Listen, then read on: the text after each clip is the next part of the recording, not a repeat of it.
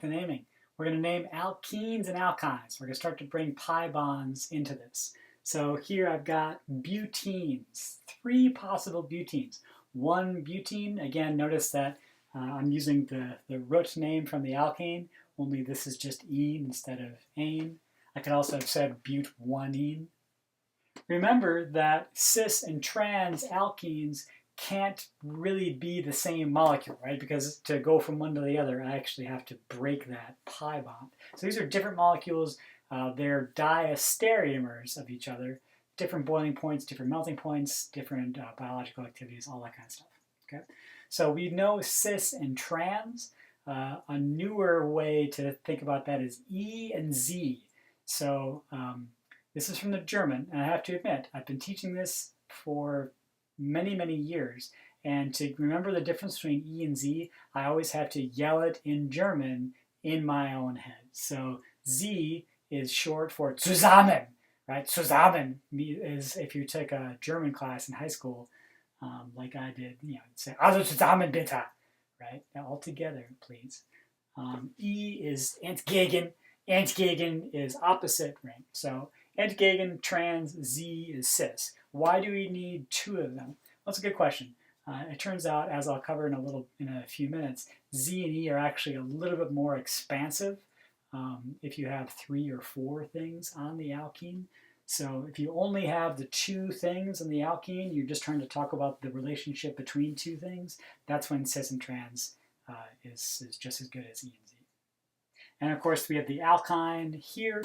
An alkyne is something with a triple bond. It's all kinds of trouble. And so here, instead of an A or an E, we have a Y. So, and just like this could be but2-ine if we really wanted to, but we don't. So it's 2-butyne. Notice that there's no E and Z or cis or trans here because, once again, triple bonds, sp carbon, 180-degree bond angle, straight line. Draw it like it.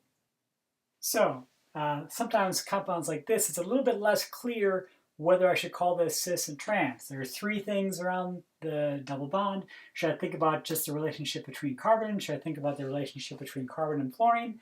Cis and trans seems ambiguous. So this is why E and Z was put together. So E and Z are a set of rules just like the R and S, and it works exactly the same as the R and S. We're going to determine priority. Priority is essentially going to be the biggest atom. And if it's a tie for biggest atom, we're going to look for the most bonds to the biggest atom. If that's a tie, we just walk down the line, I guess. And if we're going to do that for both halves of the alkene. And if the 2 halves have the more important groups pointing the same direction, that's Z's, zusammen. Zusammen. And if the more important things on either side are pointing away from each other, then that would be E. So in this case, what I am going to look at first is F versus that C. Because fluorine is bigger than carbon, I'm going to say that fluorine wins that half of the bracket.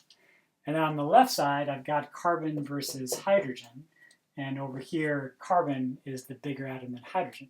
So because I have both of those winners on the same side of the double bond, this is going to be Z.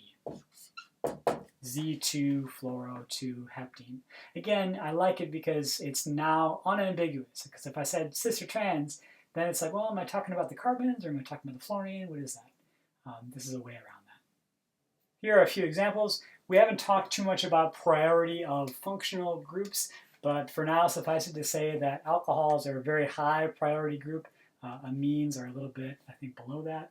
And so 4-pentene 1-ol, the 1 is determined by where the alcohol is. And because this is 1, 2, 3, 4, because the double bond starts on carbon 4, it is 4-pentene 1-ol. And again, the 1 here is pointing at the ol, the 4 is pointing at the ene. I could have also said pent 4-ene 1-ol. Okay. We can also have cyclic compounds. So this is cyclooctine. It's notable because it's the smallest ring that can contain a triple bond. I think I mentioned this earlier. And the way that works is that it's not flat. It's not a stop sign. It's more or less linear around that alkyne, and then it kind of makes it work for the rest of the molecule. If I've got two double bonds, it's a diene. Diene. And because this is 5 carbons, it's pentadiene. We keep the A because it would just sound weird to say pentadiene. That doesn't work. So this is pentadiene, and because it's a ring, it's cyclo, and we can number it. We start at 1 in a ring, 1, 2, 3, 4. 1, 3, cyclopentadiene. I don't need E or Z here because it's unambiguous, right? It's within the ring, so it has to be that way. And notice that there's no E or Z here either because I've got the same thing on both sides of the one. So there's no competition there. So there's no cis or trans or E and Z in that either. One cool molecule that finds use in cancer chemotherapy are a class of compounds called enediens. It looks like this weird esoteric molecule that people would have to make in the lab. But actually this has been isolated from some sea sponges off the coast of Japan or something like that. There are natural products that have this thing. It's an enediene because it has 1 alkene and 2 alkynes, 2 triple bonds. And the reason why this is such a fantastic chemotherapy drug is that it can really rip up DNA. The way that works is that something, when it gets into the cancer cells, something kind of tripwires over, or sets off a tripwire over here and pinches these triple bonds a little bit close together. And then what happens is 1 electron from this and 1 electron from that come and make a bond. When that happens, now I've got a ring, an arene, that I mentioned is really, really stable with some unpaired electrons, some radicals. And those radicals can take double-stranded DNA and just affect double-stranded DNA scission, which is pretty cool. But again, so whenever you hear enediene antibiotics like clindamycin and dynamycin, they're called that because they have 1 ene and 2 ynes, enediene. Common names to know. The simplest alkene, ethene, is better known as ethylene. So this is a major multi-million tons a year feedstock, particularly for plastics. Have you ever heard of polyethylene? It's lots of ethylene molecules stitched together. In the same way, the 3-carbon version is propene, but more commonly propylene. Polypropylene is made from propylene.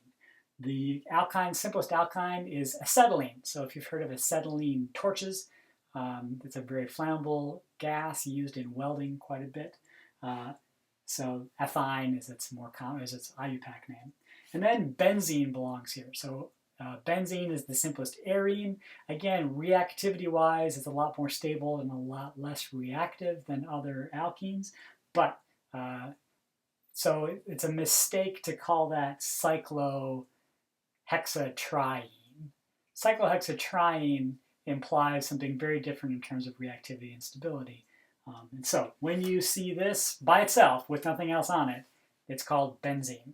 And we should know that, learn that name. There are 4 alkene substituents that you should know by their common names. So the simplest 2-carbon vinyl chunk on something else, a substituent, is called vinyl. So when you think about vinyl records, if a lot of these alkene names sound like plastics to you, it's because alkenes are incredibly important in the plastics and polymer industry. Most of them are made from alkenes, so you'll see it a lot. We've already learned allyl. Allyl is the 3-carbon chunk with a double bond over there. We've learned about allyl anions and allyl cations when we talked about resonance.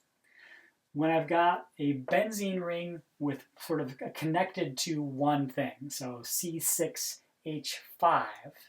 that's a phenyl. Phenyl is simply a piece of that going somewhere else. Not to be confused with the molecule phenol, which is a benzene ring with 1 OH on it. This is phenol, but if it's a piece on something else, this is phenyl. Likewise, if I have a benzene ring with a CH2 connected to something else, that's a benzyl group. And benzyl is sort of like allyl in reactivity, where a lot of times we talk about the allyl cation or the benzyl cation, where a charge here can be delocalized into the ring, just like a charge here can be delocalized into that double bond. So a lot of times you'll think about allyl and benzyl kind of in the same thing. So you should know these words: vinyl, allyl, phenyl, benzyl. You'll probably see phenol enough where you'll learn that